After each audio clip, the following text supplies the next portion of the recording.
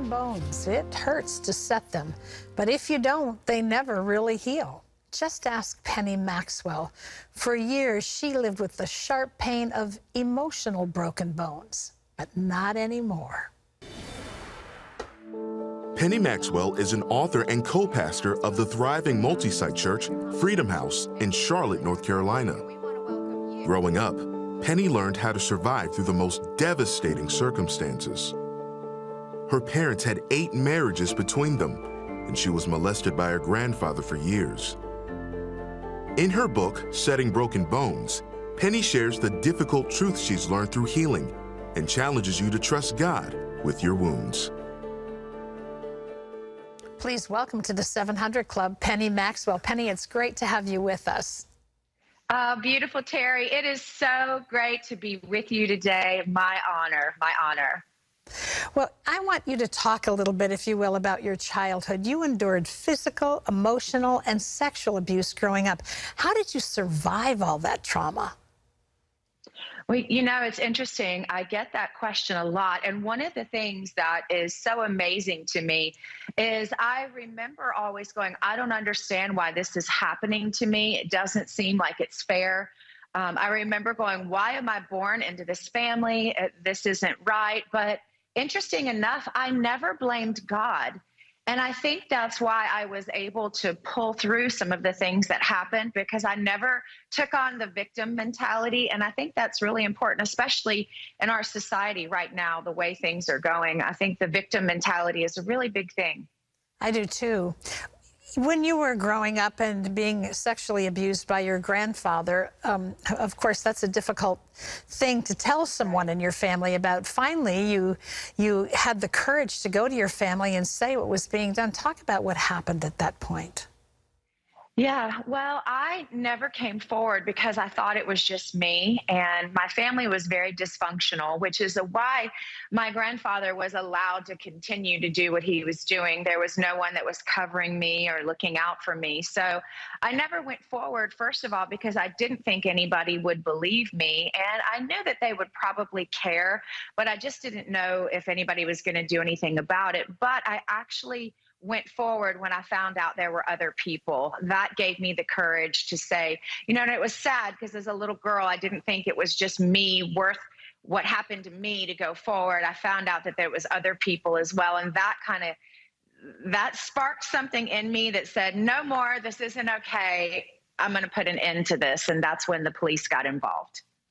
And through all of that, you now say that the most crippling abuse you suffered wasn't the sexual abuse. What was it? Well, I knew what was going to happen when I was around my grandfather, and the sexual abuse happened, and it happened often.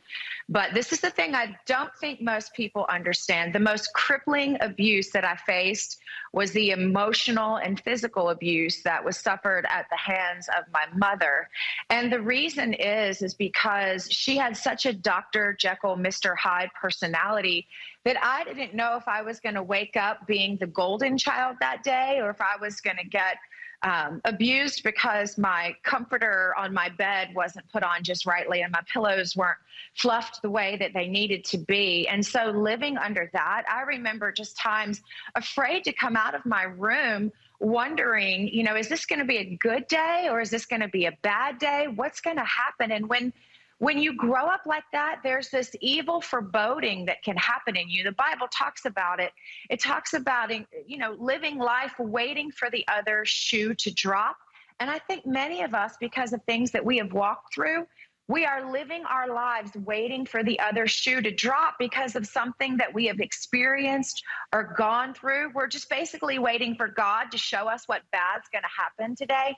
And without intending to, we kind of place that on God. What was the only place you felt safe? You know, I loved going to church as a little kid. That was one thing that my parents did let me do. I remember as a 4-year-old, the school bus or the church bus coming around through our apartment complex. And I remember getting on that little church bus and going to church by myself And I remember just feeling safe at church, but there wasn't much else. There was always this lingering feeling of not feeling safe. And so even as an adult, I realized that was something that I had to face, that it wasn't something that was going to go away until I flat out addressed it. And it carried over into other relationships. And I had to make a point to arrest that behavior and say, this can't continue. So how was the brokenness of all of these things from your past finally healed? Well, I remember just having a conversation with God and him just saying, listen, Pandora's box, you're going to need to go there. Because I think so many times we don't want to go there because we're afraid if we touch that area from our past, Pandora's box, you don't know what you're going to get when you open it. And so I was afraid to face what I needed to face in order to get the healing that I truly needed, because I thought, well, what if I sink into a major pit here? What if I can't control what comes out? And honestly, I couldn't, because it wasn't about me in that moment trying to control things. It was about me saying, God, I surrender this. I give this to you. I no longer am going to walk around on a broken leg, that I've got to allow you to come in and to re-break things that healed improperly. You see, the problem, Terry, is that all of us go through breaks in life, but most of us don't choose to heal because we've gone through breaks accidentally.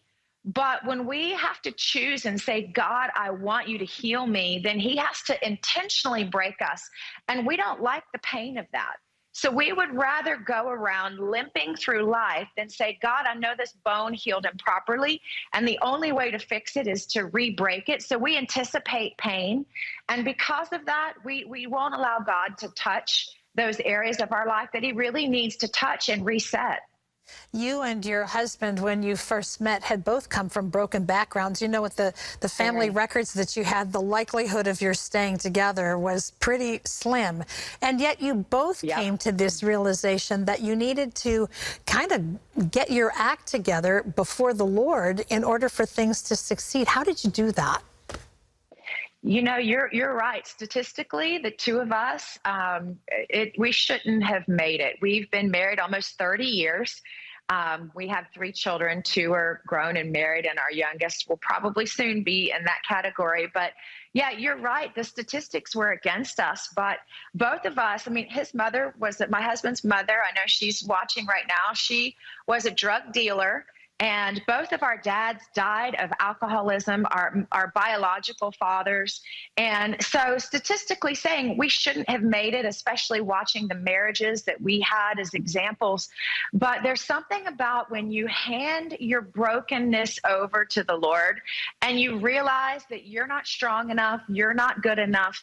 So we gave things over to the Lord, but more than just saying we gave it to God, the cliche, we got into counseling. And my husband, we grew up in a church, unfortunately, that wasn't real big on counseling. You just need God. That's all you need. And we knew that never settled well with us. It never felt right to us.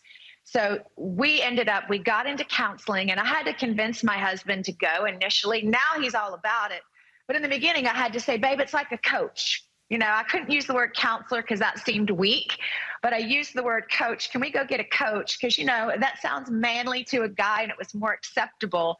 So we started allowing those areas of our life to be touched and allow God to say, hey, you know what? This isn't okay. Ways that we would respond that were from our families of origin that weren't proper in a marriage, we had to reframe those areas and really learn how to communicate. We had to start all over again. And that was just something. We got married young. I just turned 50 this year. So I got married when I was 20. And the good thing about that is that we got to grow and learn together. And both of us had some breaks in our life, and we had to just lay on the operating table, but more important, stay on the operating table, not get off when it got painful.